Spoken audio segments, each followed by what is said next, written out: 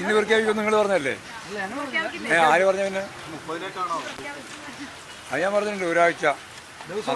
അന്ന് പറഞ്ഞ ഒരാഴ്ച ആവുന്നതിന് മുമ്പ് പ്രഖ്യാപിക്കും. ഇന്ന് പ്രതീക്ഷിക്കേണ്ട ഒരു കാര്യമില്ല.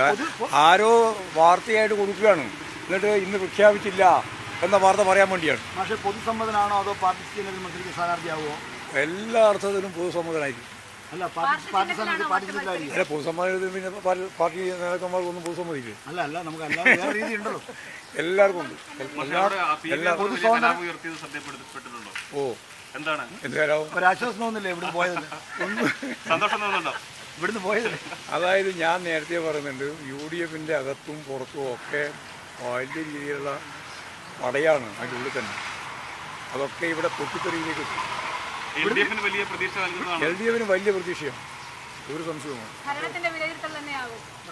ഭരണത്തിൻ്റെ വിലയിരുത്തൽ ഇതുകൊണ്ട് ഒരു മണ്ഡലത്തിൽ മാത്രം ഉള്ളതുകൊണ്ട് മാത്രമാവില്ലല്ലോ. ഭരണത്തിൻ്റെ വിലയിരുത്തൽ ഇപ്പോൾ ഉണ്ട്, നിലവിലുണ്ട്, ജനങ്ങൾക്ക് നന്നായിട്ട് അറിയാം. പിന്നെ പ്രത്യേകിച്ച് വിലയിരുത്തൊന്നും വേണ്ട. അല്ല, പക്ഷേ ഈ സ്ഥാനാർത്ഥി സംബന്ധിച്ചിട്ടേ ഈ നമ്മുടെ വേറെ ഒന്നും കാര്യമായിട്ട് പറയാനില്ല, കാര്യമായിട്ട് ഒന്നും പറയാനില്ല.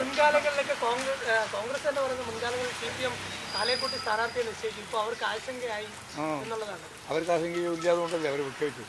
പക്ഷേ UDFന്റെ സ്ഥാനാർത്ഥി ആരാണെന്ന് നോക്കിയിട്ട് ഞങ്ങൾക്ക് നോക്കേണ്ട പ്രശ്നമില്ല. ഞങ്ങൾക്ക് UDFന്റെ സ്ഥാനാർത്ഥി ആരാണെന്ന് നോക്കേണ്ട യാതൊരു കാര്യമില്ല.